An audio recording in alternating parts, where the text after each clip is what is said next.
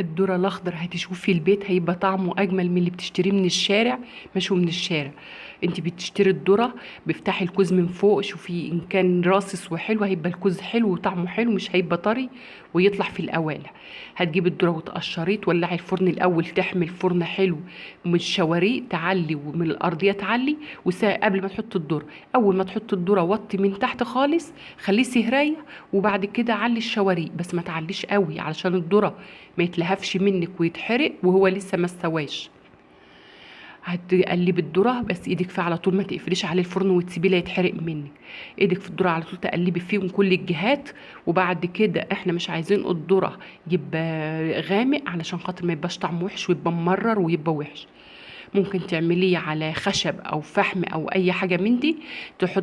تجيبي الفحم او الخشب وتولعيه وتشوي عليه. بيبقى برضه ريحته حلوه، بيخلي ريحه البيت جميل ومبلي بركه.